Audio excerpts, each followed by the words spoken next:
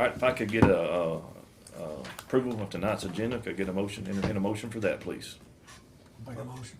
Motion, Mr. Bennett, do I have a second? Mr. Judkins. All in favor say aye. Aye. Any opposed? Motion carries. This time we'll stand for a pledge of allegiance, please.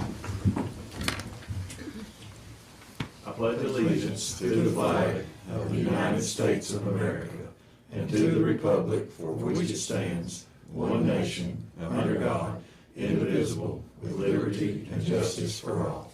Thank you. You may be seated. And I think before we vote on approval of consent agenda, Dr. Swallows, I'll turn it over to you, please. So in your consent agenda, our policy requires that any family member be disclosed beforehand. So in your consent agenda, you will see a recommendation at Warren County High School for a criminal justice teacher who just happens to be my brother. So I need to disclose that fact to you all. I will tell you that Mr. Hobbs and Mr. Eisinger made that recommendation. He's a former FBI agent, former Marine, and retired out of the FBI after 23 years of service and wants to get into teaching, and they recommended him and I felt like he's a good candidate, but I may be a little biased. So I'm disclosing that to you all before you vote on it in the consent agenda. Well, we appreciate that, and like I say, and thank you for letting us know that. And at this time, I trust you had a chance to look over the consent agenda, but I will entertain a motion for approval on tonight's consent agenda. I'll move for approval of the consent agenda. Motion, Mr. Zeckman. Do I have a second? Second that. Second by Ms. Best. Any discussion?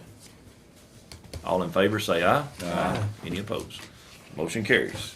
No student advisory this month. School's not in session. No recognitions. Facilities and resources, Dr. Swallows. Well, I tell you what, if you're not looking for something in this district to be worked on, you're not looking hard enough. So we obviously, you can see out our window, we've got starting the center out here, and somebody asked me if we were putting in a pool, and I said no, that probably wouldn't be a good idea. But they have started construction on that. The middle school project with the parking lot is moving extremely quickly. Mr. Bennett, I think, was there maybe this morning, and he and I talked about the fact that they're digging down, way down to the clay and getting all that out of there, and they've actually moved all the way down to Nunley Stadium and have destroyed all that and gotten rid of sidewalks, and they've just what we've been told, I think Rogers Group has 3 crews working on that to try to get that done in a timely fashion. So their initial timeline for the loop and down to the football field would be for that to be completed by August the 4th. And so that's still before school starts, probably not as soon as we'd like for it to be, but it's still before school starts. So we're pretty excited about that. Now the portion in front of the new section of the middle school is not scheduled for completion until September the 9th. So it'll be another month for that part. But again, if they get all that done by September 9th, we're going to be pretty tickled. So and then Centertown, they've started moving equipment in there, and so I think they'll start moving some ground here in the next week or so. I would assume. They're scheduled to. They said by the end of this week, of course. Yeah. It's close to the end of this week. Yeah. But hopefully by next week, they'll start moving. They have moved a couple of pieces of equipment in there. Yeah. So a lot of things going on, and David's crew's doing several things. So you may want to talk to him about that. Yeah, we're as far as the maintenance department, we've got a couple of principals' offices that we're changing the classroom into some principals' offices at the high school. I talked to Jarvis about building an office for the extra SRO at the middle school, and then we're putting in the cosmetology lab and that Tracy's got going on. I'm trying to get the mowing crew started. We're working on that, trying to get all the equipment and everything. Just a lot going on. Busy time. And I think were the bids for the mower, was that Yes, in consent? in consent. Yeah, yeah. So those mowers are going to be purchased here pretty soon. McMinnville Lawn and Garden. Scotty said once that he got the actual go-ahead to order them, he could have them in a week or so, week's time. So maybe we can get that going pretty quick. And I know that there were some concerns about the staff. Out of the 4, I've got 3 hired, and I've got the last guy I talked to him today, and he's supposed to come and see me and talk to me Monday. So maybe we can get all that going, and we'll be set to go come July 1. Yeah. We do have our foreman of that crew hired. Yes. That's Mark Haley. Mark Haley. Yes. Okay. So, any questions about a lot of stuff happening? We've got some good weather. Let's hope that stays. Yeah, that's good. Do you have anybody who can work on 2-cycle engines? I'm not sure. Okay. That may be some talent we have to import. I don't know. It's hard to find people who work on Yeah. small engines, but we shall see.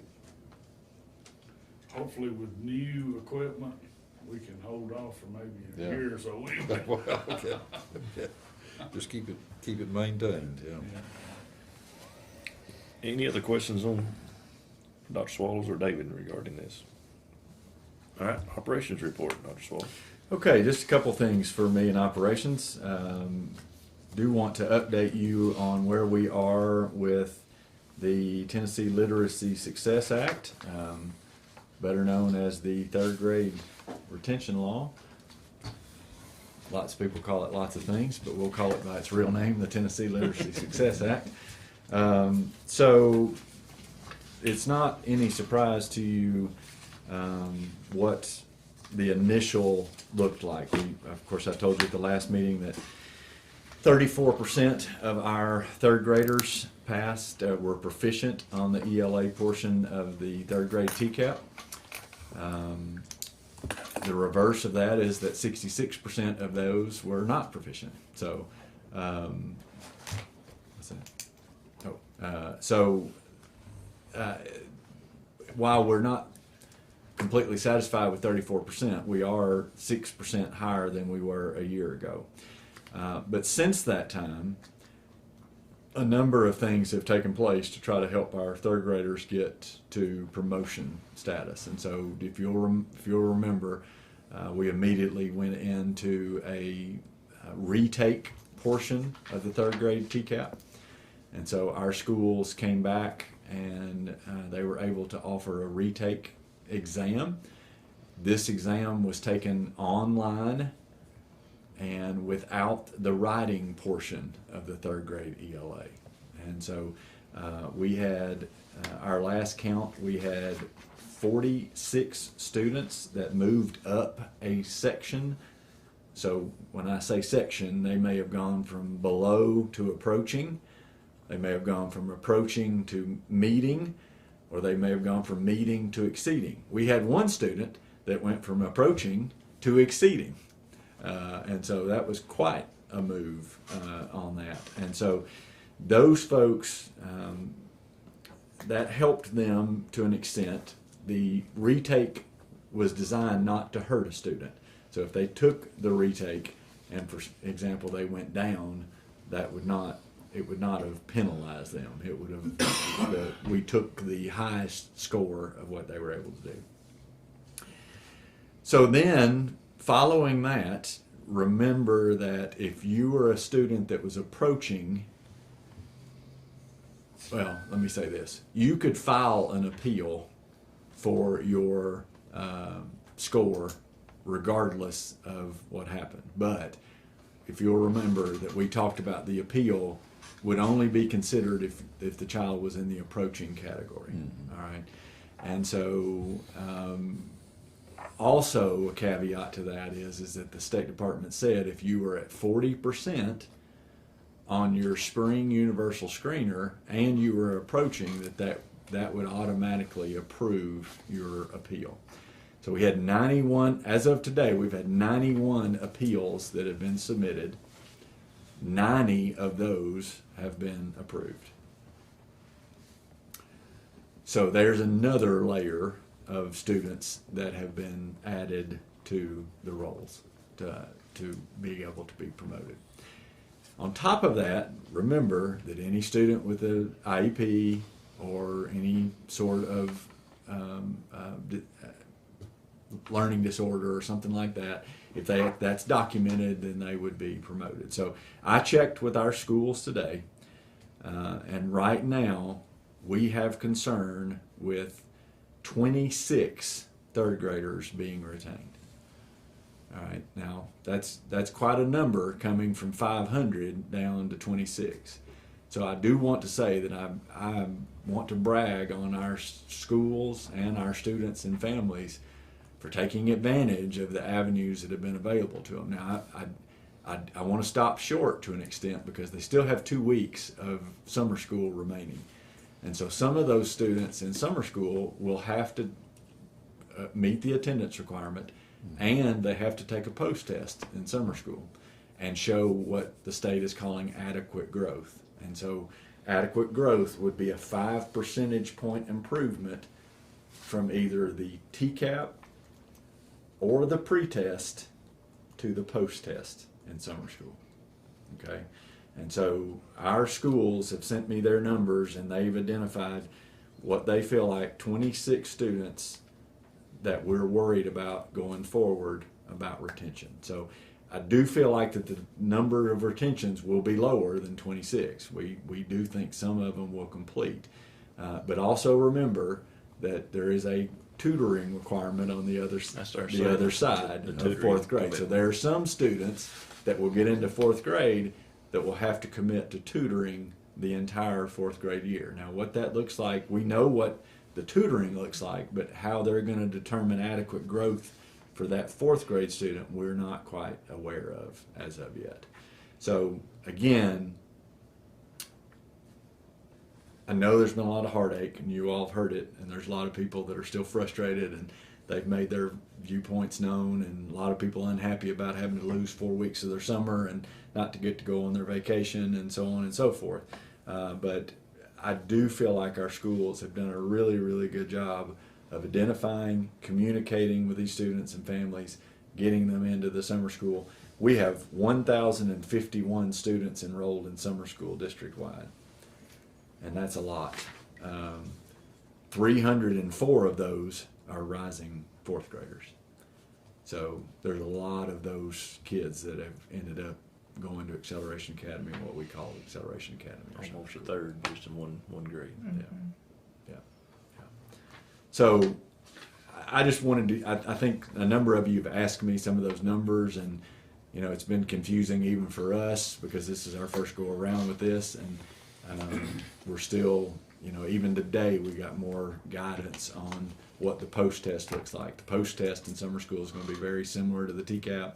They're going to have a seating chart. They're going to have to, it'll be online again. We'll get an immediate score, and then, we'll be able to communicate with some families. And I want to say this. I want to brag on our school leaders.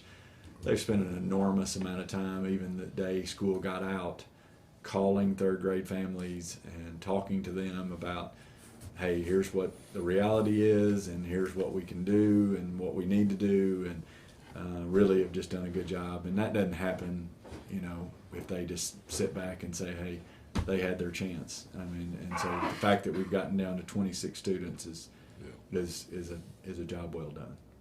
Absolutely. Well, I would just totally agree with what Dr. Swallow said. To get the numbers down to 26 is, to me, remarkable. Yes. And reflects great credit on our school leaders and teachers. When I was reading, and I really applied myself to reading the rules about third grade literacy, I didn't have the luxury of having somebody sitting next to me when I was reading it to bounce questions off of. So that's why I guess I still have some questions. It's that post-test, to me, the literature from the State Department of Education didn't really make it clear about that post-test, or it didn't to me. It looked to me like if the student had maintained attendance in remediation during the summer, then that's what qualified the student to move on. But the post-test is always there. That's Whatever happens, the post-test is there. That's correct. They have to show adequate growth on the post-test. And that's always been a part of the law. Well, Now- and I'm sure it was, it's just that I Now, maybe just was a little confused. no, But again, we didn't know what the post-test looked like until, the last couple of weeks. And we even got guidance today. We always get a commissioner's update. We actually got 4 today. And 2 of them were updating the post-test language. And so up until this point, we were told that it was going to be 5 percentage points from the pre-test to the post-test. But today they've added the ELA portion of the TCAP, whichever one helps the student more. So let's say the ELA portion of the TCAP, they scored a raw score of, I'm just going to pick a number, 25. But on the pre-test, they scored a raw score of 35. And their post-test is a 37.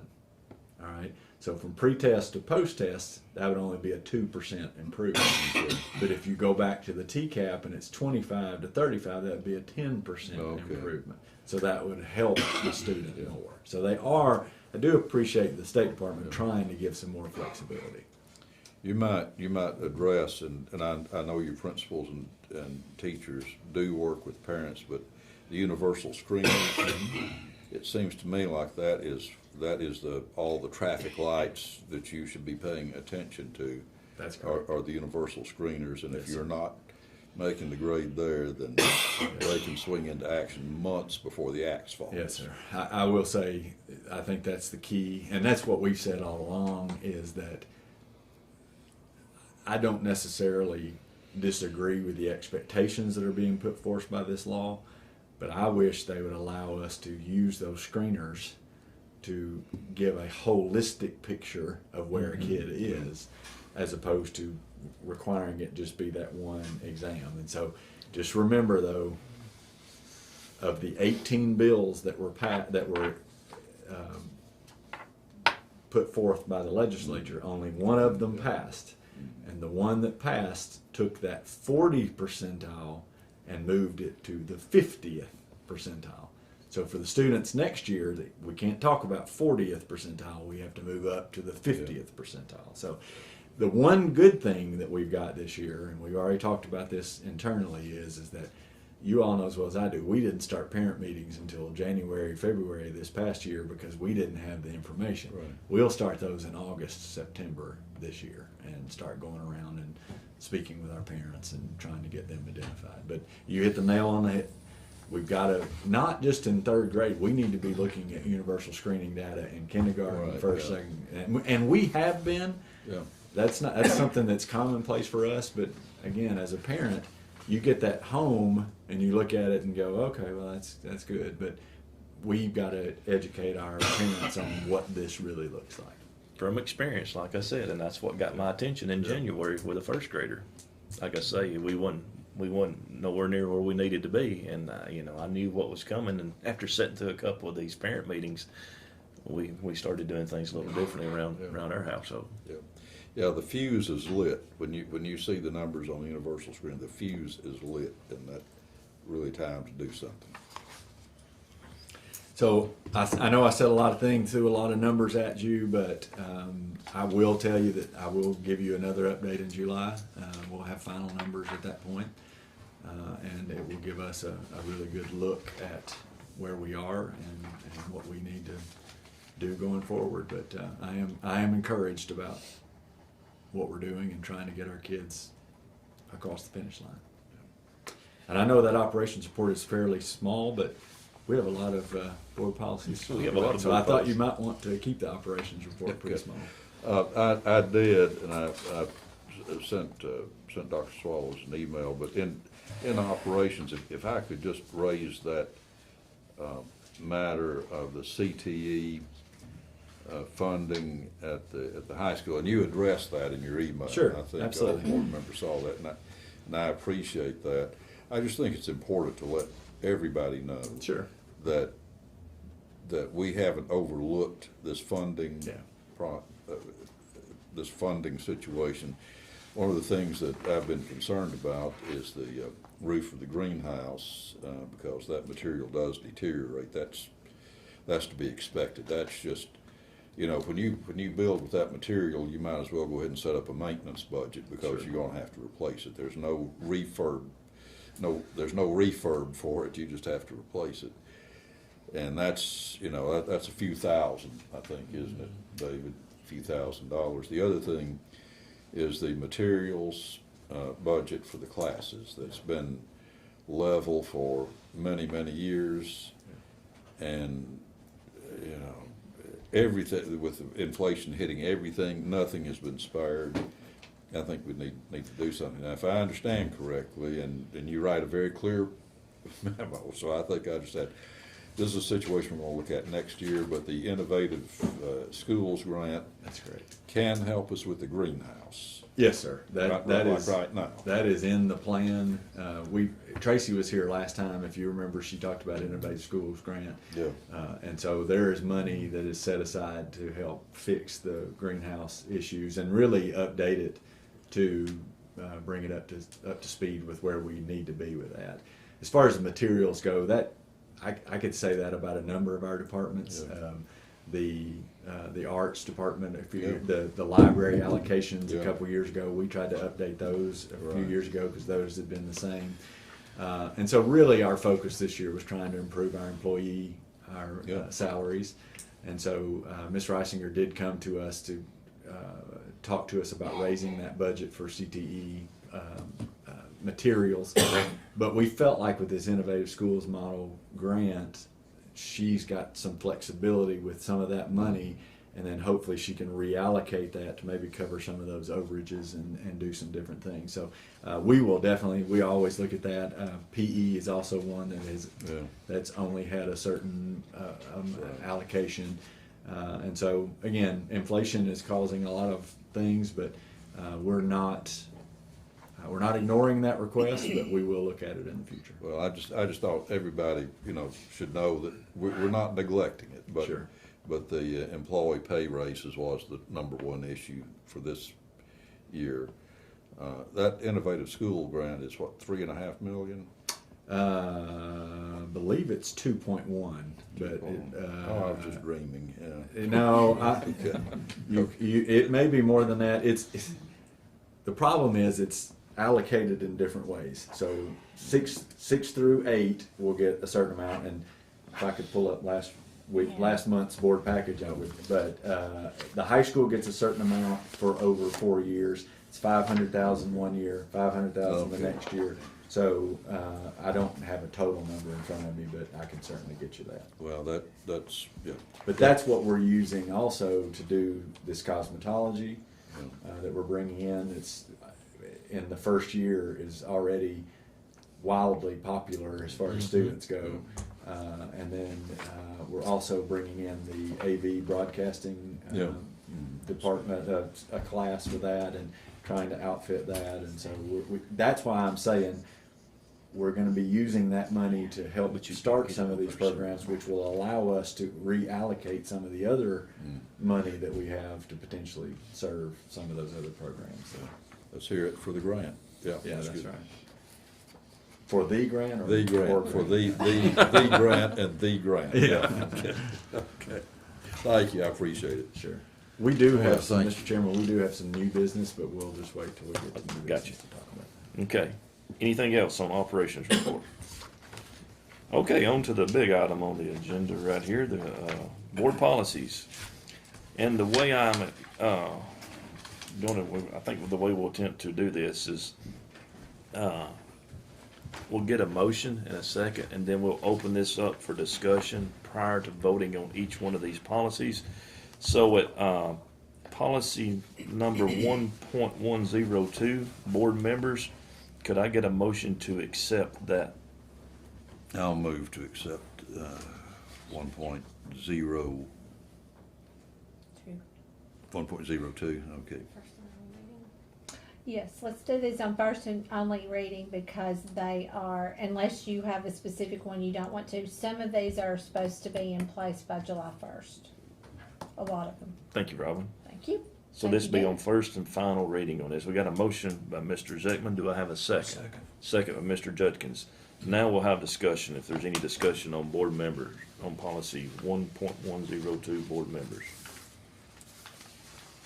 Do y'all want me Do to you do want her to a outline little outline there? Okay, this is just basically because before we just had GED or high set, and apparently there are other equivalent, high school equivalency credits, credentialing approved by the state, and that may change over time, so this allows us to just not be changing that for that specific test each year. All right, thank you for that clarification, Rob. Anything else? On all these policies, are these policies the ones that we are going back over now? Are they ones that the TSBA has looked at and approved already? Yeah, That- yes, that's what this is based on their recommendation with, any local changes that we make.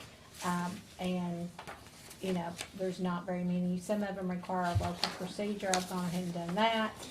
And then we will go over all these new laws again at the summer law conference next time, but I wanted to make sure some of these needed to be done this month, so I just went ahead and did all the ones that had to be done. We've got 2 for next month and we'll be finished. Awesome. Any other Okay. discussion? I'm sorry, I'm Rob. sorry. All in favor, say aye. Aye. Any opposed? Motion carries. Okay, 1.106, Code of Ethics. Mr. Chairman, I'm gonna move for adoption of 1.106 Code of Ethics. Motion, Mr. Zeckman. Do I have a Waiving second? second reading. Second. Second, Ms. Best. Any discussion on Code of Ethics? Yeah. You'll Robin- notice that there is a lot of mark through in this one, and the reason that is just because over time, and as you may recall, was it in the spring, or maybe it was in December, we made some changes based on, some changes in the law that we had with the 1981 Act, and some that had not, that changed the 1981 Act, but we had not updated it at the county level and in the finance management. And so, we did that then. This just sort of cleans this up a little bit more and just makes it simpler. It's not as confusing to read through. By the time we get rid of all the strike throughs, it's gonna be a much smaller policy. I think it's about 1 page.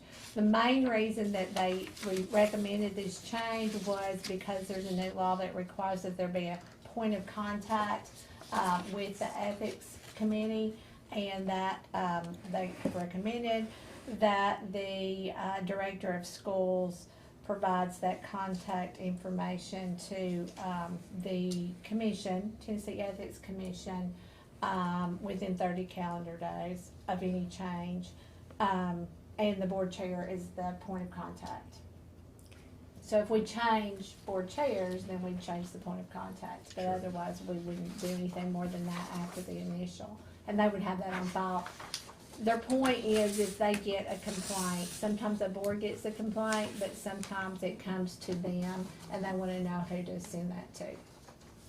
Understand. Fairly straightforward change. Anything else on, Code of Ethics? Well, after all the strike-throughs on the first several sections, what you see over here on, starting with line 14, the general,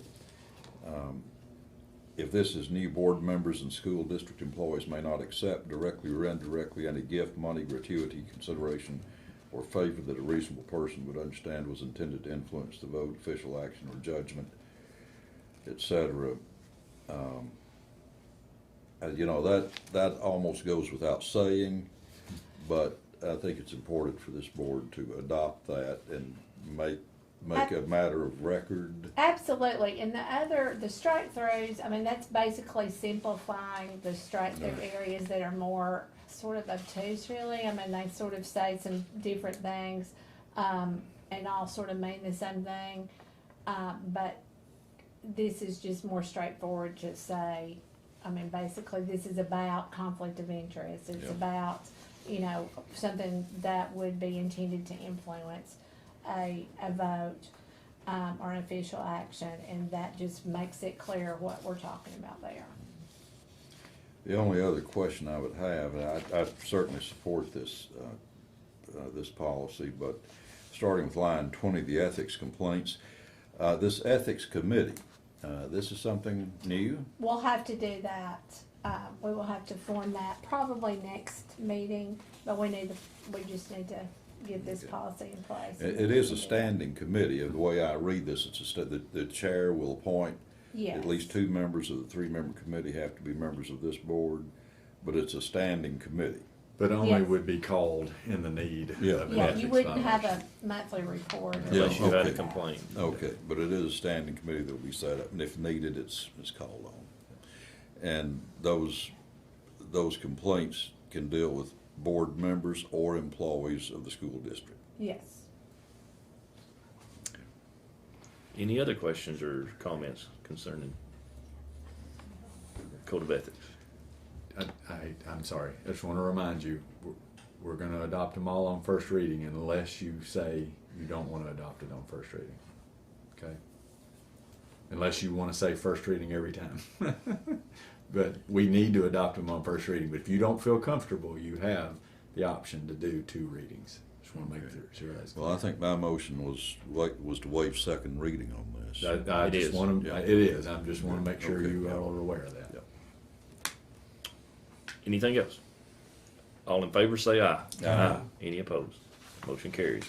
Okay, 1.400, board meetings. I'll make a motion to approve this on first reading Okay, on first reading. and waive second reading. Waive second reading. I've got a motion by Ms. Best. Do I have a second? Second. Second, Ms. Sherry. Any discussion on school board meetings? Okay, this one is just really about adding 2 new ways that board members can attend electronically, and cleaning that up so that it is, I took some out that was repetitive. But the work-related, absence has always been there, but the board member may attend meeting by electronic means if out of the county due to work. Only twice a year on that one though, and they must give 5 days notice. Then there is one that has been added, the sickness, which we already did have, or a period of convalescence. A board member may attend a meeting if by electronic means if sick or in a period of convalescence on the advice of a healthcare professional. And that's restricted to 3 times a year for that reason.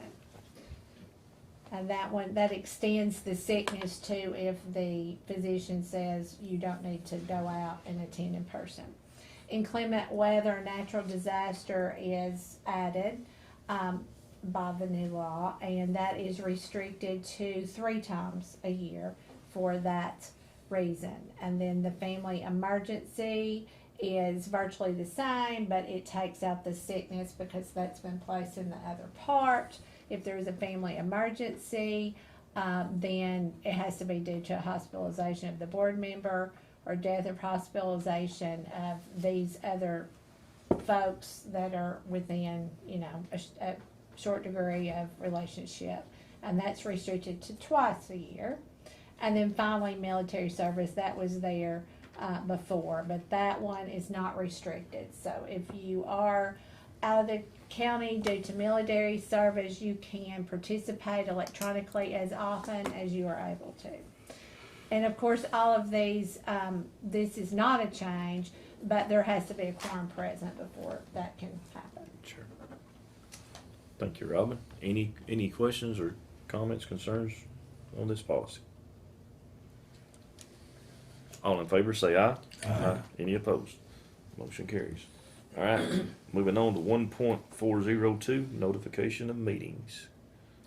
I'll make a motion, we accept notification of meetings on first reading and waive the second. Second. All right, thank you, Mr. Judkins. We do have a motion. Second. Second by Mr. Zegman.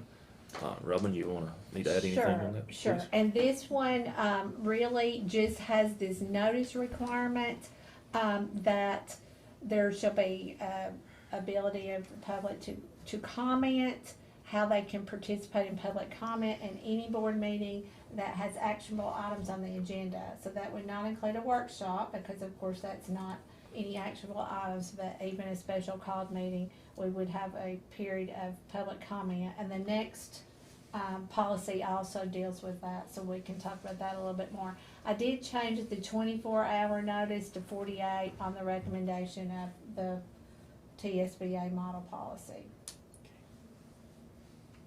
And that has been our normal Yes. operating Yeah. procedure. That's what I thought.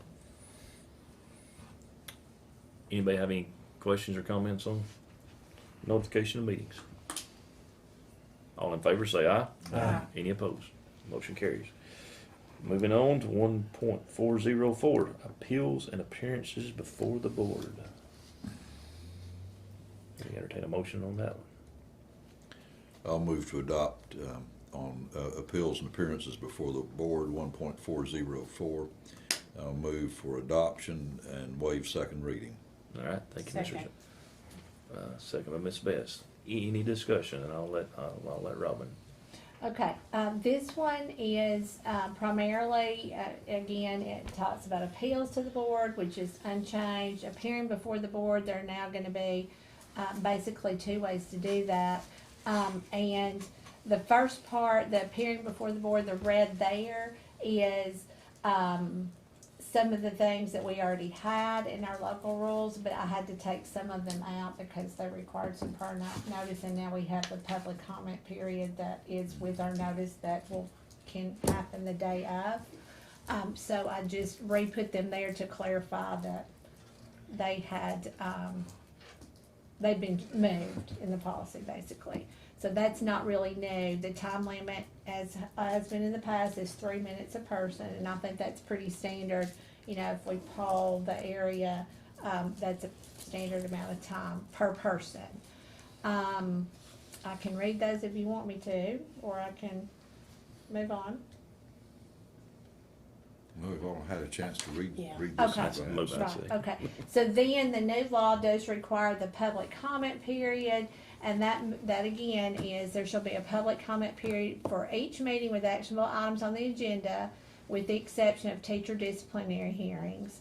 Comments shall be limited to topics listed on the agenda, and the total period of time is no more than 30 minutes. So again, we have 3 minutes per person, so that would be about 10 people if they use that time. And they would have to sign up to do that before the board meeting.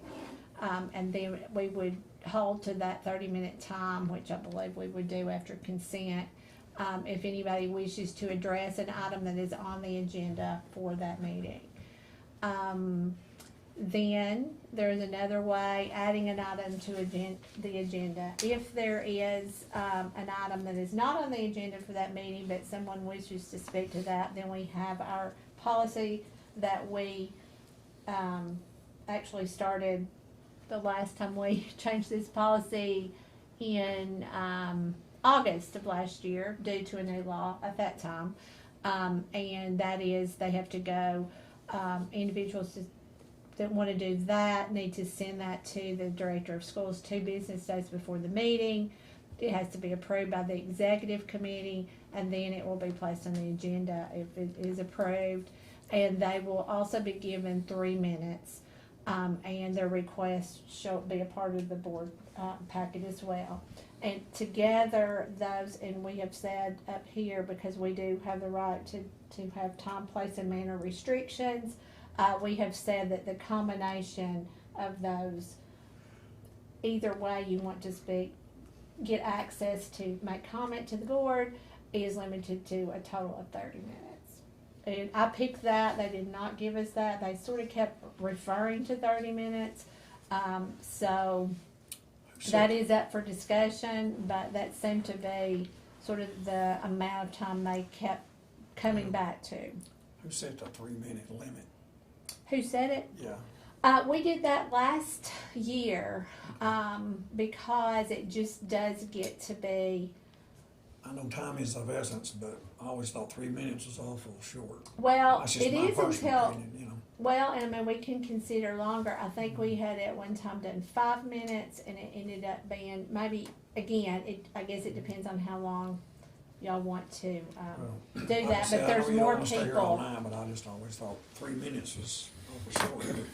That's just me I personally. think again, that is important when you start getting groups of folks that are gonna come, and if we give everybody 5, it's gonna run over that time, so I think I'm with Robin, most of the districts around us are limiting to 3 at this point. That allows more people to speak in an amount of time if we want to, if we're gonna carve out that amount of time in every board meeting.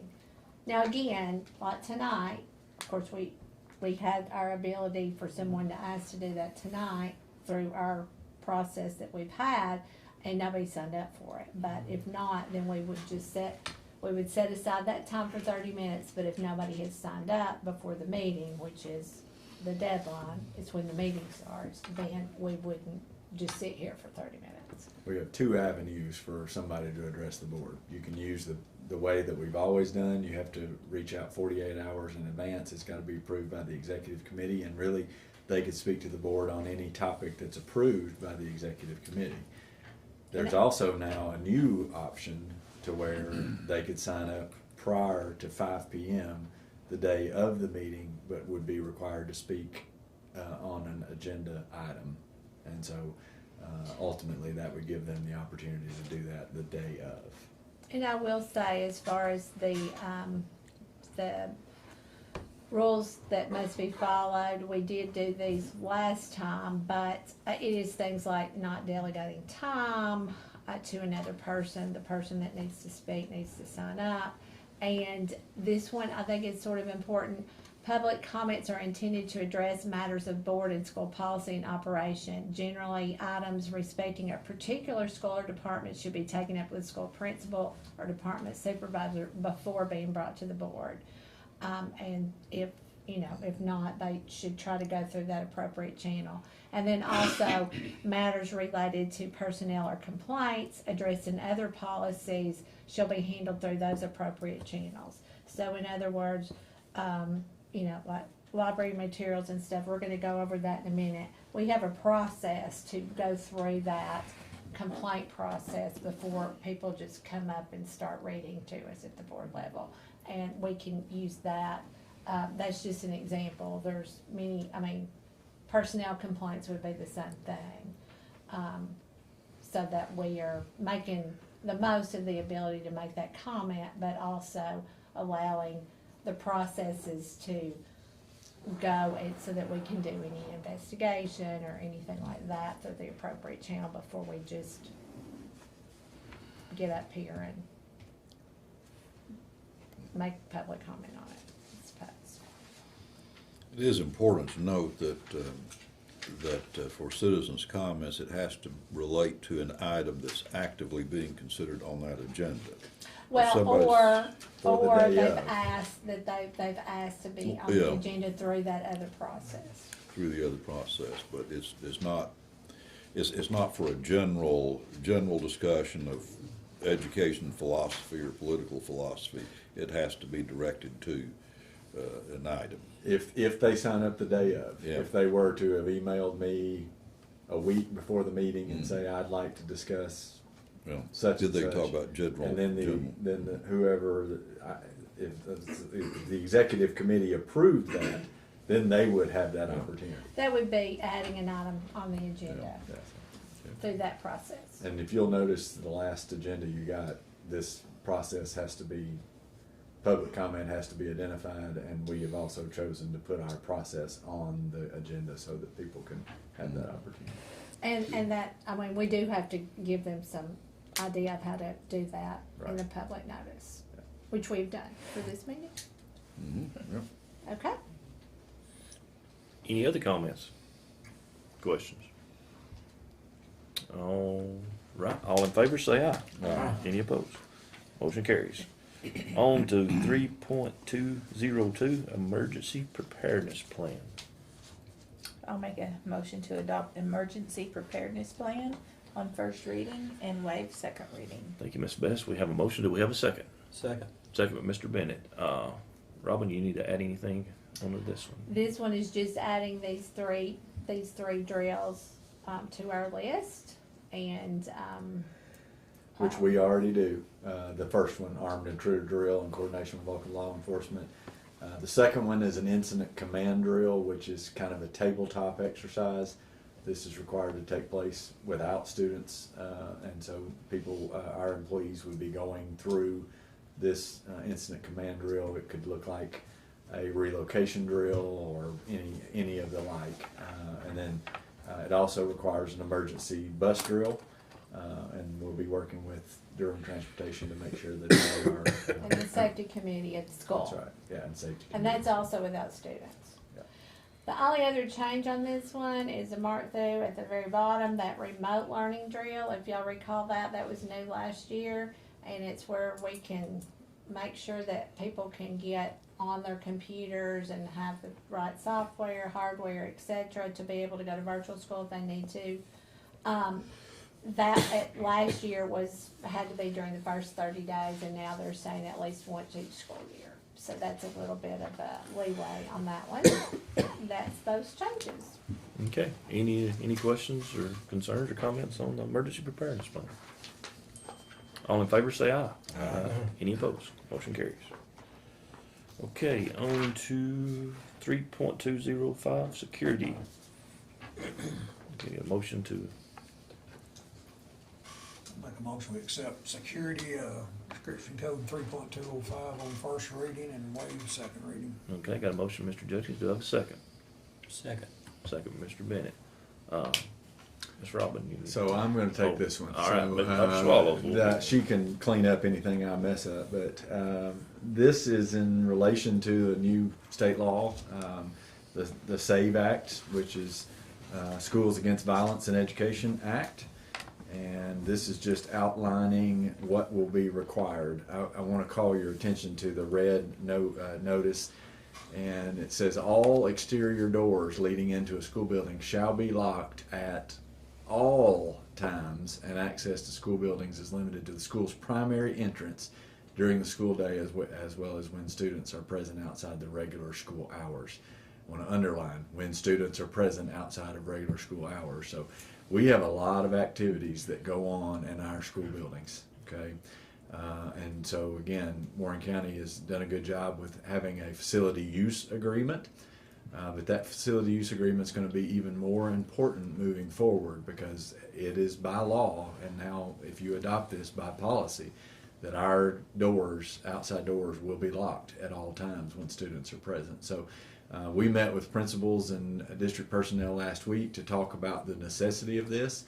Understand that this SAVE Act also requires that if any law enforcement official comes by a school building and finds an unlocked door, then there has to be notification to several entities that would take place, and there are penalties that are prescribed by law. The first one being that an SRO would be required to be assigned to that building at the district's expense.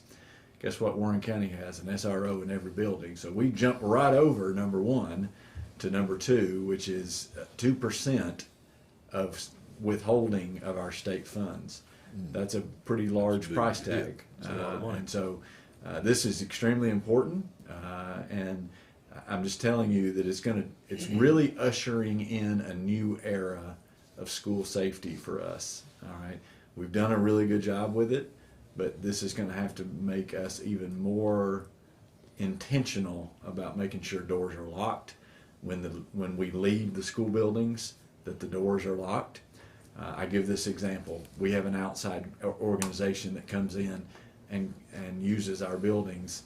We're going to have to make sure that there's school personnel there to make sure that the doors are locked afterwards, because if a team comes in to practice basketball and they prop a door open and they walk out that evening without having closed that door, and we have a law enforcement official that comes by the next morning and we have a door that's propped open, we're going to be penalized for that door being propped open. So it's really important that we are all on the same page. I'm going to tell you that I'm afraid this will lead to some frustration with folks in our community, but at the same time, this is about school safety, and we're just going to have to make sure that we're prepared for that. And so after school hours, it says in red line, there is no need to unlock doors during a school activity. A school district employee shall be stationed by the door to ensure access is limited to authorized persons, and just a number of things that go and outline what's important there.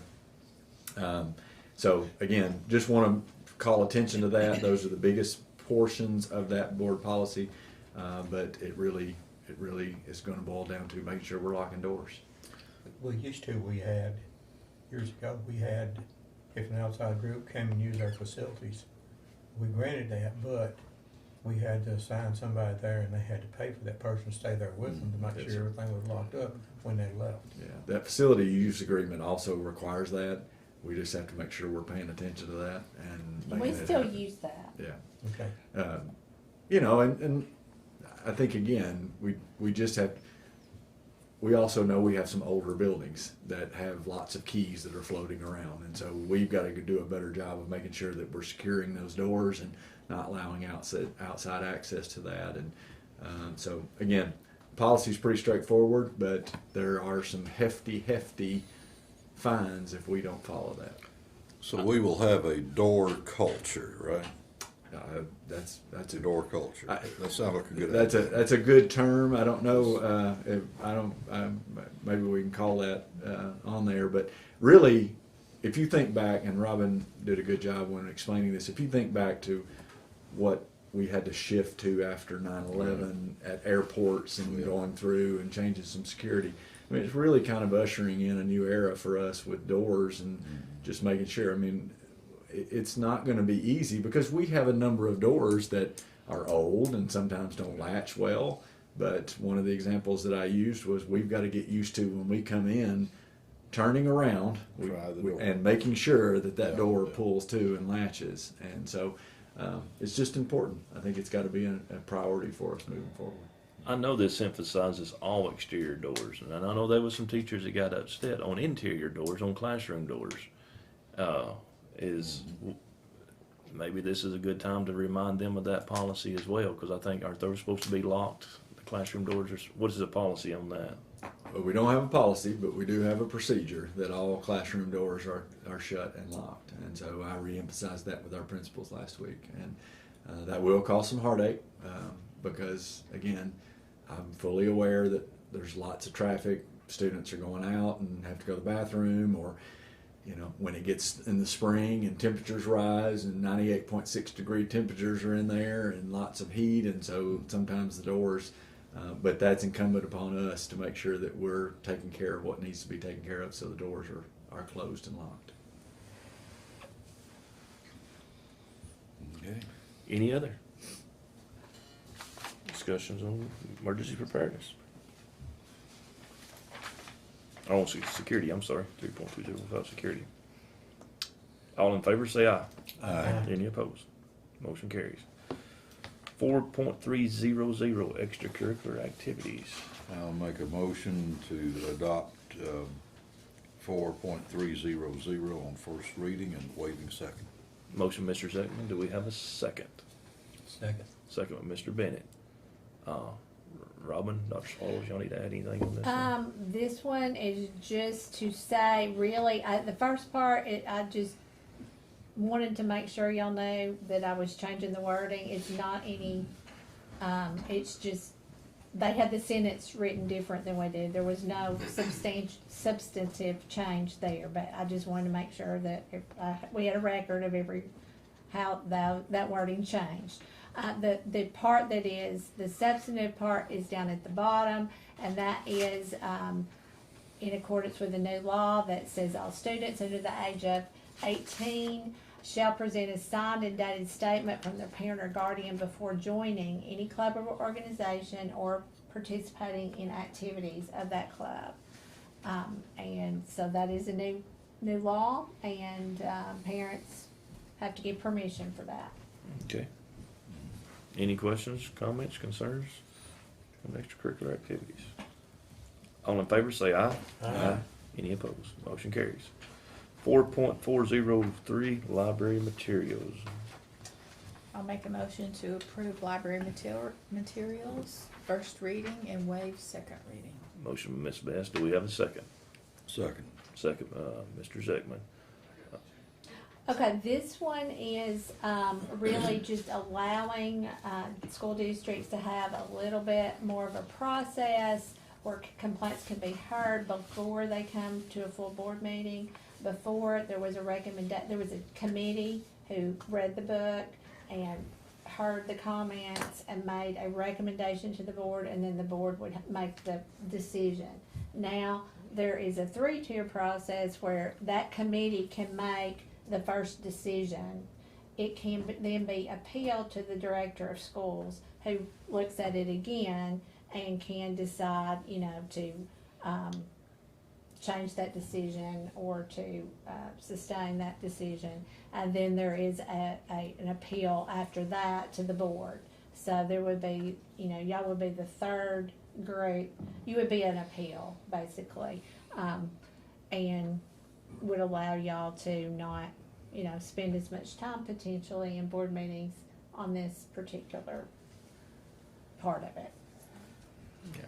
It is recommended, just for that. And also because those folks in those committees are really the experts, the teachers, the librarians, media specialists, and such, as a student and a parent on that committee. Mhm. Any questions, concerns? No, the only question on line 18 on page 1, if a complaint is made by an employee, student, or parent guardian, the person receiving the complaint shall, and then it starts all the procedures. This means that, what about the general public that wants to make a statement? This has been controversial in some places, just John Q. citizen showing up. You have to be a teacher, a student, or a Right. parent to be able to make that complaint, and that's per the state board. They made rules on this back when this first came out, which was just last year, I believe. It's been changed. Yeah, it was last year. So they did give us some guidance on August the 1st of last year, and said those are the 3 ways that it can come to, the complaint you could have standing to bring a complaint, basically. Yeah, this issue of standing has been discussed in other school districts in other states, but this policy says if a complaint is made by an employee, student, or parent guardian, it's not just up in the air. Exactly. Any other questions or comments? All in favor, say aye. Aye. Any opposed? Motion carries. Policy 6.4001, student surveys, analysis, and evaluations. Can I get a motion to accept that one on first reading and waive the second? Well, I'll move for adoption on first reading, waiving second, 6.4001. Got a motion, Mr. Zebra. Do we have a second? I'll second. Second, Mr. Judkins. Robin? Okay, the change here is small, but it is also, meaningful in that before we had an opt-out where we would give parents and students the right to know about surveys, analysis, and evaluations, and then they could opt out if they chose to do so. Now we have to get written consent on each and every time that we do that. We do this on our climate survey that we try to do so that we can look at the school culture and that sort of thing. And we do that with our school registration packet. We go ahead and get that from them. So I don't know that there are any other, now these are non-academic surveys and such, not tests and things like that. And the subject matter is the same as it's always been. It's just that one change. Okay. Thank you, Robin. Any questions or comments, concerns regarding student surveys and evaluations? All in favor, say aye. Aye. Any opposed? Motion carries. Hang in there with us, we're halfway there. 6.402, physical examinations and immunizations. I make a motion to approve physical examinations and immunizations on first reading and waive second. Motion, Ms. Best, do I have a second? Second. Second by Mr. Bennett. Okay, Robin, you need to add This, anything on this? this is the same law as the one before, but they have created or allowed an opt-out for, physical exams that are related to coordinated school health, because they do wanna get as much participation as they can on those things, because it has to do with student health. So the opt-out there, is allowed. And that is the only change. Any questions or concerns regarding physical examinations, immunizations? All in favor, say aye. Aye. Any opposed? Motion carries. 5.106, applications and employment. Can I get a motion to accept that on first reading, waive the second? I move for adoption on first reading, waiving second. Okay. 5.106. Motion, Mr. Zeckman, do I have a second? Second. Second, Mr. Bennett. Okay, this one has to do with application for employment with our school district, and there are two red areas, as you will see, but one of them is for classified, and one of them is for certified employees. It's the same change for both. It just says, now we have to have a background check and a DCS background check, and this vulnerable persons registry. And that is just been for Tennessee only now. It just expands that. If we need to check, if we know they're coming from another state, we need to also check that state. Now, it doesn't exactly say the procedure for that, but we will do that. When someone's coming from another state, also check that registry as well. We can't hire them if they have a similar finding in another jurisdiction. Okay, thank you, Robin. Any questions or concerns regarding applications and employment? All in favor, say aye. Aye. Any opposed? Motion carries. 5.119, employment of retirees. Mr. Chairman, I'm moving for adoption of 5.119, employment of retirees on first reading, waiving second. Thank you, Mr. Zeckman. We do have a motion there. Do I have a second? I'll second it. Second, Mr. Judkins. Robin, you need to add anything onto that? This is just extending the amount of time that retired teachers can teach and or be a sub. They can also come back full-time, and the director doesn't have to certify in writing that no other qualified individuals are available to do that. That's important, I think, because we've been trying to fill those substitute slots, and we much prefer to have a certified teacher. So I see this as an important Well, and improvement. even more important to me is that we don't have to certify that there was no other qualified Right. employee. Yeah. Makes- Ultimately, if you had a teacher that's been effective for a long amount of time, they retired, and then they decided they wanted to come back part-time or on a 120-day contract or whatever. If we had somebody that was certified that applied for the same job, I could not hire that person back, the retired employee back. We have now removed that with this General Assembly. Well, I think if this is because of the legislation, that they did well with it. This was a good move. And also, That's positive. For sure. it removes the 1-year restriction, so Yeah. you don't have to Yeah, do right. it year by year. That too. Yes. Simplifies your work a lot, doesn't it? Well, HR, but yes. Yeah, As the HR. employee, if they're a current employee, I would see that, I would think that they wouldn't have to go through the background check again. Or if they've been out, say they were going over a employee and they've been out 5 or 6 years, but they have to go through it again. They would. Okay. Any other questions or comments? And right now, our current employees have to do that every 5 5 years. years. Yeah. So, yeah. Being a retired state employee, I had to go through this process. Yeah. Yeah. Anything else? All in favor, say aye. Aye. Any opposed? Motion carries. Family medical leave, 5.305. A motion to, I'll make a motion, family and medical leave, that we approve on first reading and waive second reading. motion with Ms. Best. Do I have a second? I'll second. Second, Mr. Judkins. Robin, you need to add any, or Yes, I do. Explain it. This one, we're gonna go ahead and, we need to go ahead and adopt this policy change, which relates to a new, type of leave that's only for, school employees that have to have a license for their job in Warren County and in the school district. There's still quite a bit of confusion on how that works in practice. We don't have a lot of, feedback on, because the state will reimburse the district for payout under this leave, but it's a little confusing still who those employees are that apply for that they will grant and they'll pay back the leave for. So we're still a little bit in the dark about this, but what we do know is what's in this policy, and then we'll make sure we're gonna have procedures and such to go with this, and leave forms, and try to make sure that we do everything we can to support the leave for the employee, and also to make sure we can get reimbursed for it.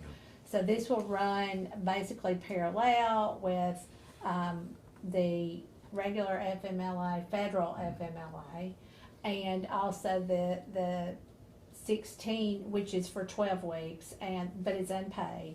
And then there is a 16-week leave under the Tennessee Maternity Act, which also includes leave for similar situations. They aren't exactly the same. There's a lot of confusion about, you could apply for one, you could be eligible for one type of leave, but not for the other. Again, FMLA is by nature unpaid leave. We do have sick days that can be used for some of the leave, some not, but this one is a paid leave. It's only available to those folks who are employees that are required to have a license for the job. They have to have been with a school district full-time for at least 12 consecutive months prior to that, and it is eligible for employees to take after a birth, a stillbirth, or adoption of a newly placed minor child. And so we will get some more clarification on that. They can take that within a 12-month period.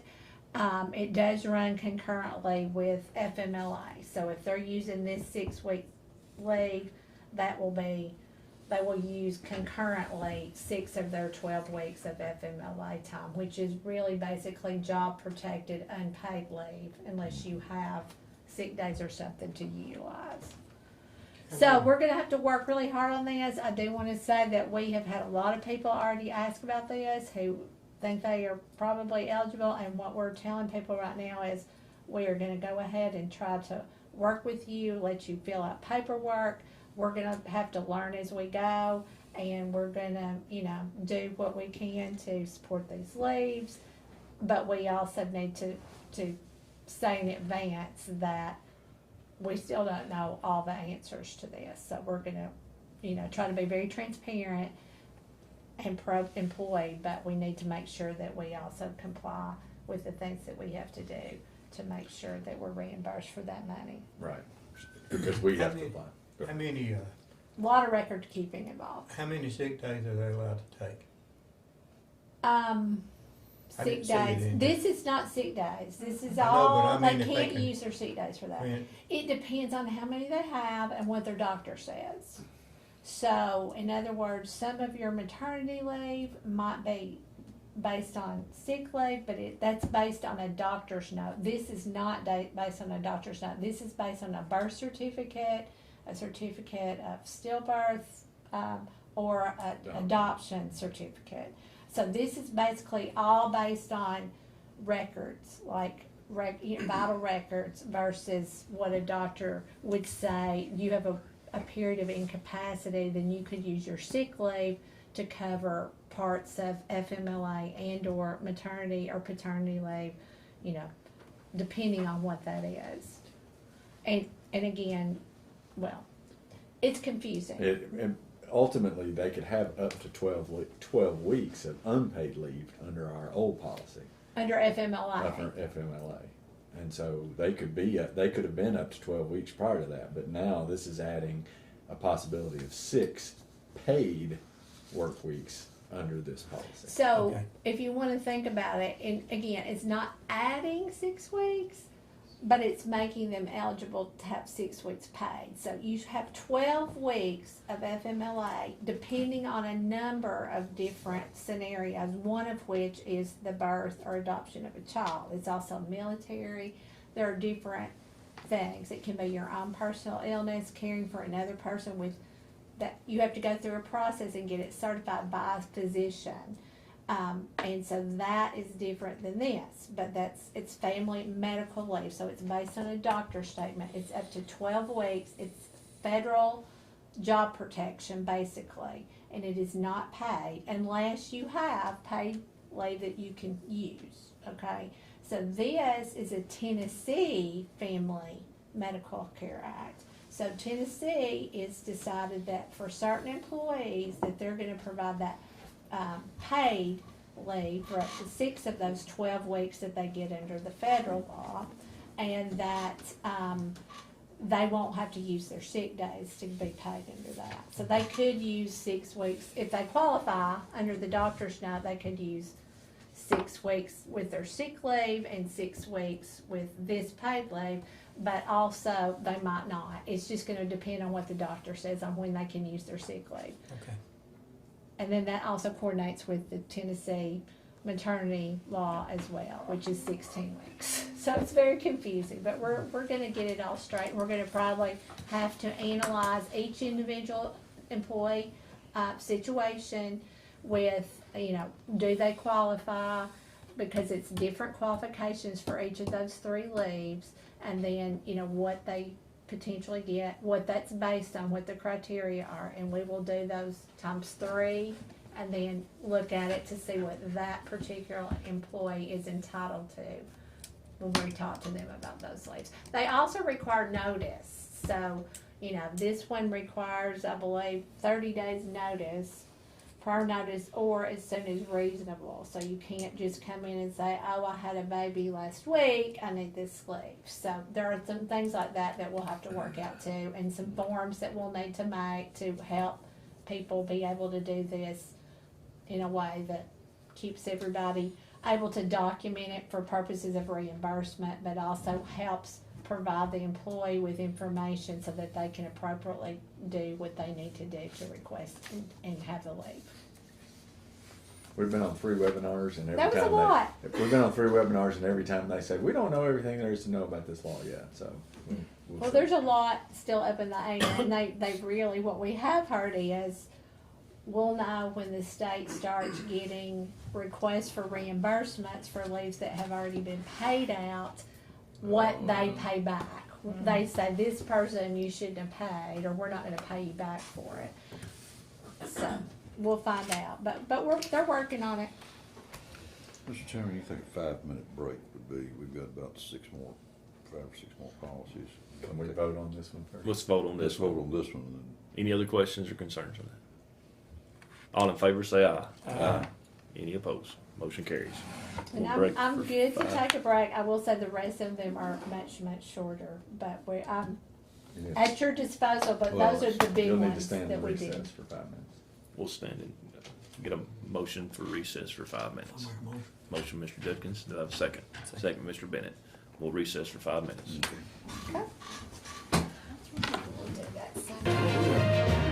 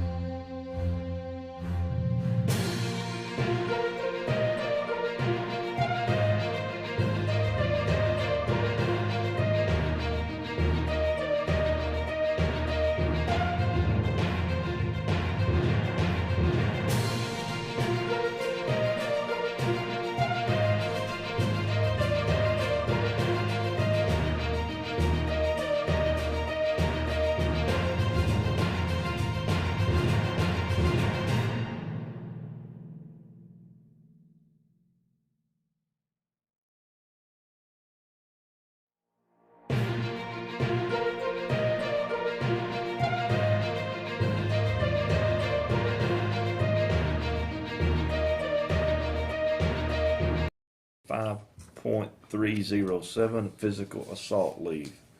If I could entertain a motion.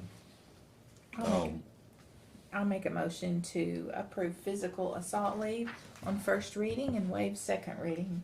Thank you, Ms. Best. We have a motion. Second. Second. Second by Mr. Zeckman. Robbie, you add anything onto this one? I see some red here. This just allows the person, instead of getting just work comp, which is partial pay, they get full pay, full salary, and full benefits until they're released to work, or determined permanently unable to work if it is related to a physical assault at work. Thank you. Any discussions or questions concerning physical assault leave? All in favor say aye. Aye. Any opposed? Motion carries. On to 5.600, staff rights and responsibilities. If we could get a motion to accept this on first reading, waive second. I'll make a motion to accept staff rights and responsibilities on first reading and waive second reading. Thank you, Mr. Judkins. We have a motion. Do I have a second? Second. Second, Mr. Bennett. Robin, you need to add in? This one is just got two additional things added to the rights, and one of them is what we just talked about, the right to the physical assault leave to receive the benefits as we just discussed in the other policy. The second one is sort of odd, the right to report students who commit offenses of assault and battery or vandalism on school property, endangering life, health, or safety of others. And apparently there was some district at some point that told somebody they shouldn't report something, is my understanding of why that happened. But that is now a right. It's not considered an obligation, but a right. Okay. Thank you, Rob. Also, we did take out this number 1, which talks about academic freedom within the confines of state law, because of course now we are bound by the curriculum and the school resources as adopted by the board. All right, thank you, And that Rob. is that one. Any questions, comments regarding this? All in favor say aye. Aye. Any opposed? Motion carries. Moving on to 6.202, homeschools. We get a motion to accept that.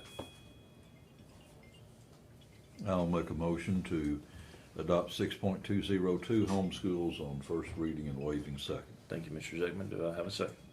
I'll second. Second by Ms. Best. This one has 2 new changes. The first one is it does just like the board member eligibility. It changes the 2 GED and high set to a high school equivalency credential approved by the State Board of Ed. And also it does mark out submit proof to the director that the homeschool student has been vaccinated as required by state law. There is no longer a requirement that they provide proof of immunizations in order to homeschool. Okay. Thank you, Robin. Any questions or comments regarding homeschools?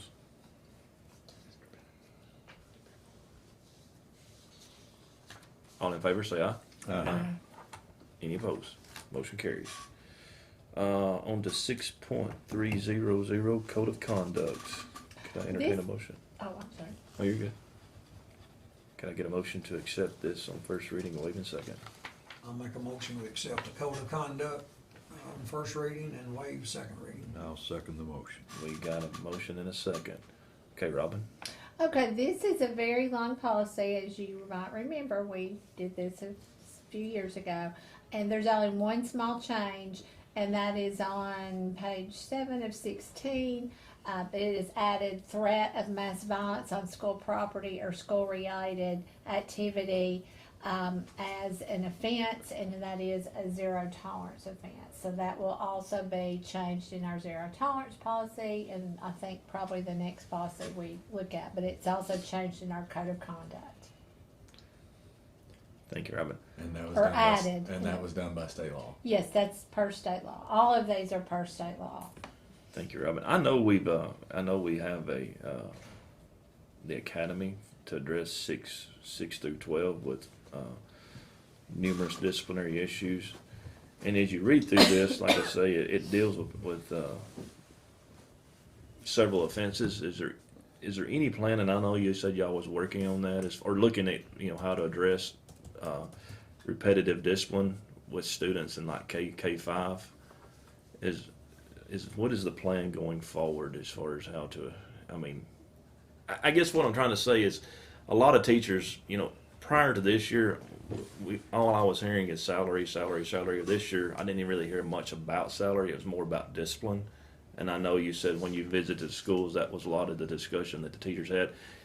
A lot of teachers have that one particular student, that just seems to be the one getting referrals day after day. And the teacher comes up to me and said, that doesn't faze them a bit. And some of them some major referrals and some offenses. And as I was reading this code of conduct, as I was looking over all these policies, what is our plan going forward as far as how we are addressing these, that as far as Habitual. habitual. Well, and again, I don't think there's a complete structural change in how we're addressing those things.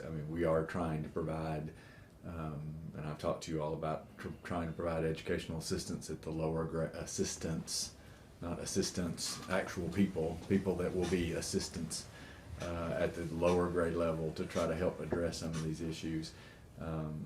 We as we get to the policy about alternative education, there are some changes that provide some flexibility there.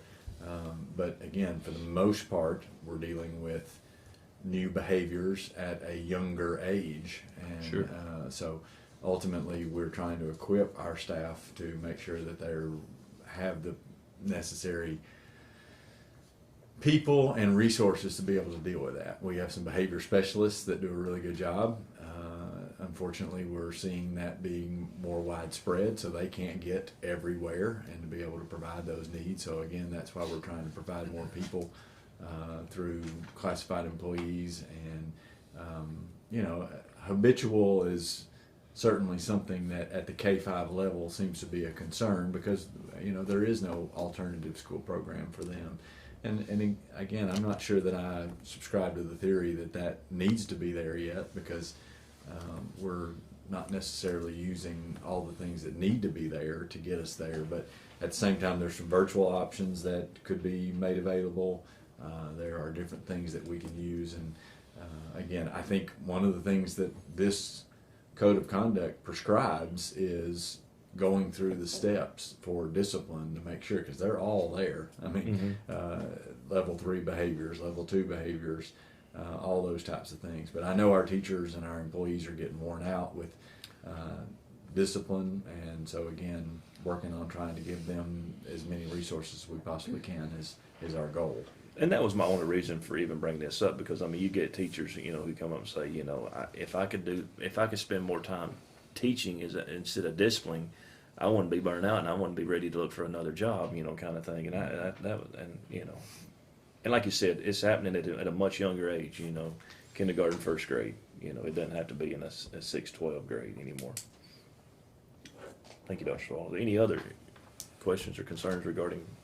We do also have all those RTI2B programs too, and again, that's not the magic bullet either, but it is support, and they're trying to look at that and address that behavior and support the teachers. Sure. Anything else? All in favor, say aye. Aye. Any opposed? Motion carries. 6.309, zero tolerance offenses. That just does what we just did in the code of conduct. It just adds an additional zero tolerance offense to our policy, which is threat of mass violence on school property or school-related activity. I'm gonna make a motion on zero tolerance offenses to accept on first reading and waive on second. Thank you, Ms. Best. We have a motion. Do we have a second? Second. Second, Mr. Bennett. Okay, any other discussion? I know. All in favor, say aye. Aye. Any opposed? Motion carries. 6.319, alternative education. A motion to pass that on first reading and waive second. I'll make that motion on 6.319, alternative education, to adopt on first and waive second reading. Okay, motion, Mr. Zitman. Do I have a second? I'll second. Second, Mr. Judkins. Anything you need to add to that, this one? It does allow for there not to be an assignment to alternative school where the assignment would endanger the safety of students or staff.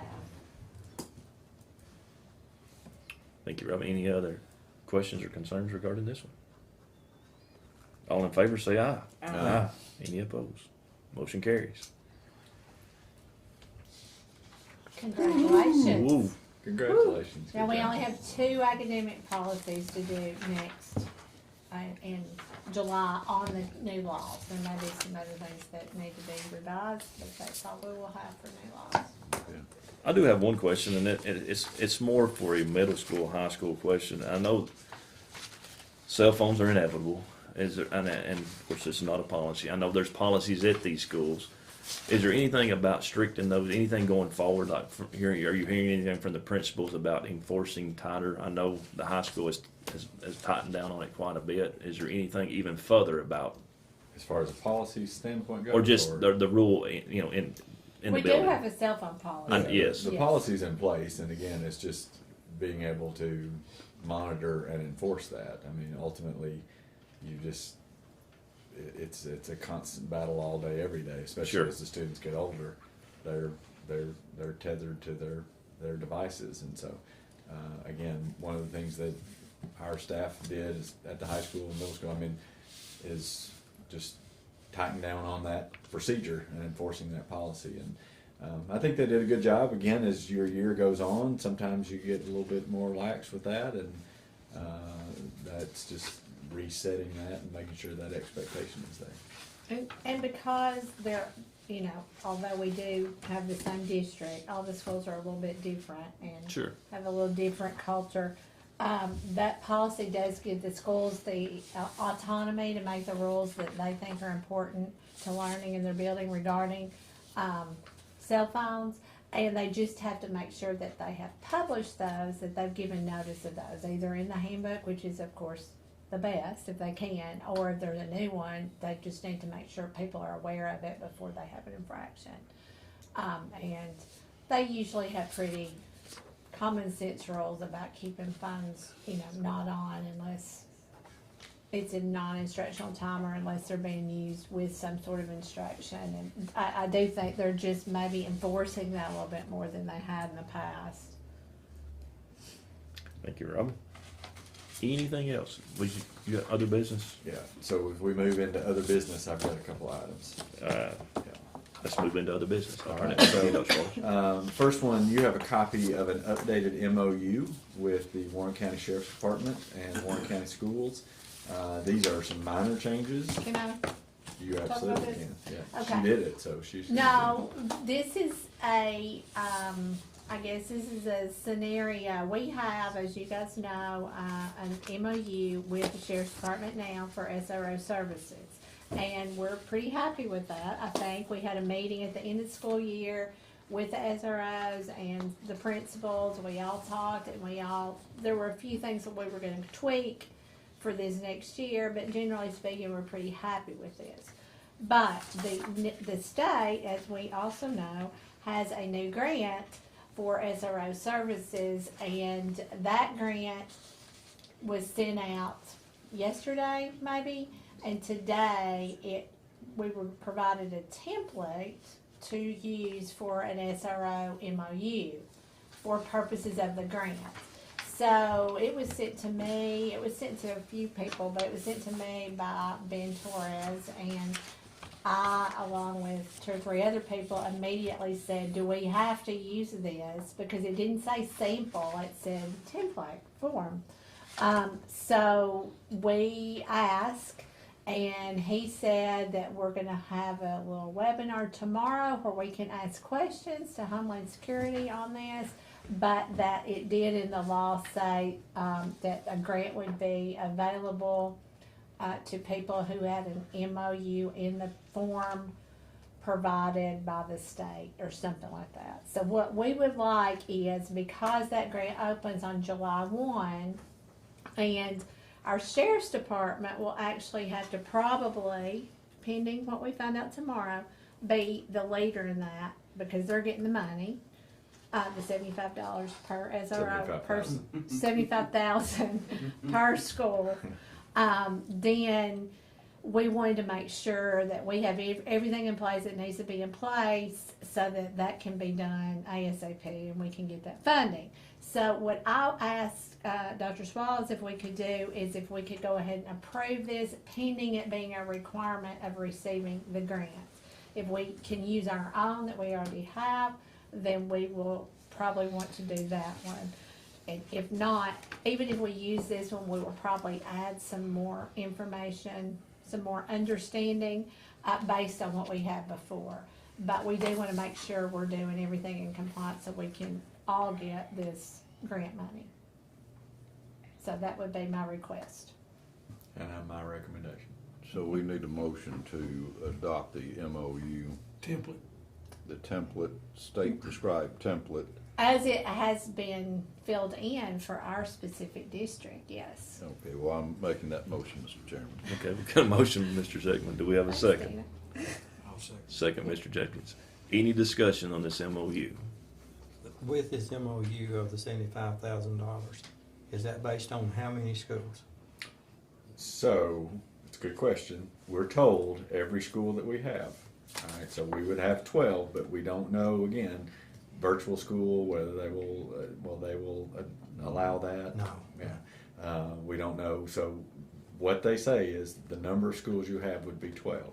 So they would provide money for 12. Of course, again, we went to 13 and we put that in the budget. We talked about in the meeting if we get this grant potentially going to 14, Right. which is, we got to wait, number one, to see if we get the grant, which we think we will. But then two, what kind of reoccurring. We want to know if it's reoccurring or what takes place. So we'll know more after July 1 when the application just came out yesterday. I forwarded that on, and the Sheriff's Department will go from there and submit this. So And that once we way, get that if back. we got it, if it was approved and we got it, then that would take the place of the money that we're putting in there now, which is Right. over $600,000. Yes, sir. So that would make it easier for us to add one mower and still have money left to do something else with. Yes, sir. Oh, that's my thinking on it. You're exactly right. Okay. Yeah. So, and again, just to be clear, if we don't have to have this particular form, then gonna use what we we have would adopted. use what we had, and this is contingent upon it being required for the purpose of the grant. I thought that if we had a school number, maybe I'm being naive, if we had a school number, like for Warren Connect, Yes. which is a school, Yes, sir. that has a school number, Yes, sir.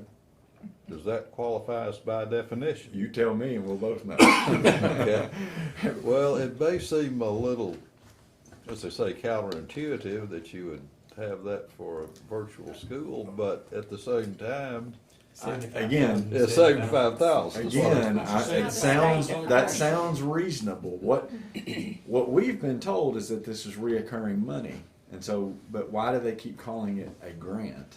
And the grant is not Reoccurring, reoccurring. that's one So time. that's what worries me a little bit. So I thought we it was need in some the more budget. details. I thought before- it was in Governor Lee's budget. I agree that with the you. legislature passed. But even what we saw on the email, it says school resource officer grant. I wish they would. We did a hooray for the grant earlier. I'd like to strike Yeah. grant from that record. So That's the Well, $75,000 question. yeah, that's right. Yeah. In more ways than one.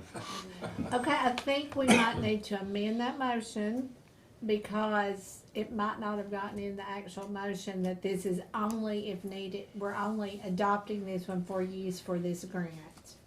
And if, So we really have two documents right now. We have our existing MOU, and then now this template that Robin has taken and Put our name in. put our information in the template. So really, as the board, you just be adopting this new template in case we have to submit that for the grant. Well, okay, well, my motion was on the MOU, and then we can just do a second motion on the template, right? well, the We- template is an MOU.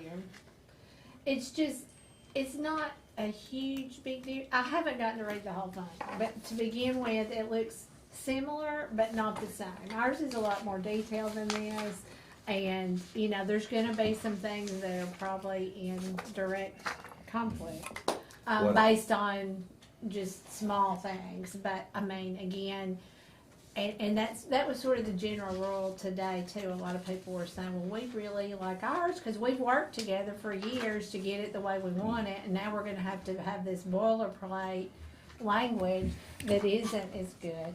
I mean, we can still go back and try to do another MOU that is the continuation of our understanding, but it would be great if we don't have to use this to just say the contingency wasn't met, so we're not gonna have to come back next month and say, let's disregard that one and go with this one. Just So don't wanna your have two recommendation would active be- ones. I mean, if we need a motion on the record on the minutes of the meeting to satisfy the state's requirements, is that what we're talking about here? I think we just wanna make sure that we put in there that this is only if required by the state to use this form, otherwise we will keep the one we have. Yes. I'm amending my motion, Mr. Chairman. Okay. That was very circular in my Yeah. language, I think. I'm Okay, sorry yeah. about that. So we will amend to adopt the template if needed Thank you. in our MOU. Dina thanks you too. Yes, thank you. Okay.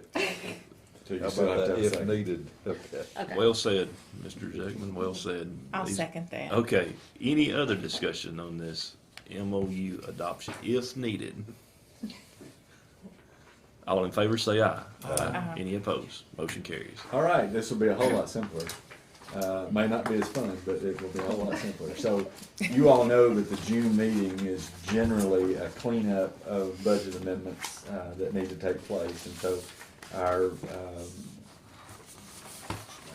Mary Jennifer Dunlap has submitted these budget amendments to clean up some things. And so you have a copy of this. This is General Purpose Fund 141, Budget Amendment 11. If you will remember last month when we voted to accept the parking lot bid, that was above the threshold of what we had budgeted. And so we are requesting that you approve moving $435,000 into our building improvement line out of this year's budget.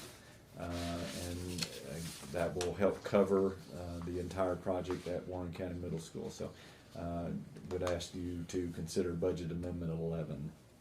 Okay, do I have a motion to accept budget amendment number 11? I'll make a motion to accept. Motion, Mr. Judkins, do I have a second? Second. Second, Ms. Best, all in favor, any discussion? I'm sorry. All in favor, say aye. Aye. Any opposed? Motion carries. All right, the next one is actually budget line item transfers, and that's number 12. That's on the back page. And what you're looking at is some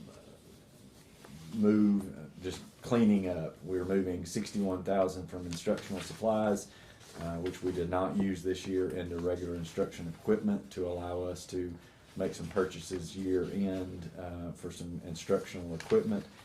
And also, we ran short in 71,300, which is the vocational education program. We ran short with some of our teacher salaries, so we're requesting to make a line item transfer from 448 of $15,000 into 116, which is teachers. So again, this is simply cleaning up some of the end of the year budget line items. So again, I'll submit to you budget line item transfers number 12 for your approval. Okay, do I have a motion to approve line item transfers number 12? So moved. Motion, Mr. Bennett, do I have a second? Second. Second, Mr. Zegman. Any discussion on line item transfers number 12? All in favor, say aye. Aye. Any opposed? Motion carries. Last thing on business, and you don't have to adopt this, there's no need for a motion, but Dina and Robin and I got together and worked on the annual calendar for the board. And so you should have a copy of that, I hope, in front of you. That doesn't need adoption, but it's for your reference, and I'd like for you to look at it over the course of the next month, and I think maybe we can streamline some of that. It's trying to take into account, Dina did a tremendous amount of work trying to get you remember when we had our workshop, I gave you about 12 different versions, and you all talked about a few things that you wanted to see, and then she tried to streamline all that in there. So again, no need to sit here tonight and go through that, but if there are any questions that you have about it, I would just like to ask you to look at that over the course of the next few weeks, and we'll get that rolling for next year. Also, does this need to be adopted? No, I think it's just Okay. informational. So you also have a school board meeting schedule for the following year, and you'll see that it follows very much the same as what we've done in the past. We did Memorial Day, which would be what? It's on the 27th. It's on the 27th. So generally, the May, or following our normal calendar, the May meeting of 2024 would be on Monday of Memorial Day. I didn't figure you all would want to have a board meeting on that night, so we moved it up a week to Monday, May the 20th. So again, that's for your reference. Happy to discuss any of those things with you all, but no, not necessary for you to adopt that tonight. Anything else? Just a question. Going back to, Mr. Bennett raised this issue about the state grant. We've had this discussion on the SROs. And I know that things are very much up in the air, but the possibility of us being able to pull all that 600,000 back into our general purpose budget. If we're awarded the grant, yes. But again, you've got to remember that money goes to the county. Right. And so we've already had the discussions with the county. They would be providing that funding, which Mr. Bennett hit the nail on the head. It would free up some money for us to be able to add the extra position. And then ultimately, you know, as long as that's reoccurring, that's the way we would move forward with that. So it would give us some flexibility there. The thing I know what he's getting at. The thing I'm concerned about is if it's not reoccurring, then if we go ahead and use $660-something thousand where we've got these people already employed, then we've got to come up with $660-something. Well, that's true. But if in the meantime, I just, the way it was advertised, and I'll admit, I have not read the language in the bill, but it was described as, this is what we're gonna do going forward. All signs point to that, and I agree with you. But until I see it in writing and there, I'm not ready. I'm not willing to. And again, I'm just trying to be smart about it. But, Right. you know, Yeah, that's good. all signs point that direction. And listen, it seemed, I don't want to seem like I'm ungrateful for it. I'm certainly not. I think even if it were just 1 year, we would be thankful for it. But at the same time, we just want to make sure our ducks are in a row. Anything else? Well, I want to thank everyone for changing your schedule to move this up a week and a half from the 26th to tonight. I appreciate your willingness to adjust your schedule to be able to make this happen, and certainly thank Dina and Robin for getting the packets and the policies and all that together. We appreciate that as well. Anything else? Could I get a motion to adjourn? Make a motion. Motion, Mr. Jenkins. Do I have a second? Second. Second, Ms. Best. All in favor, say aye. Aye. I don't think nobody's opposed, so you are adjourned. We are good. See, I saw on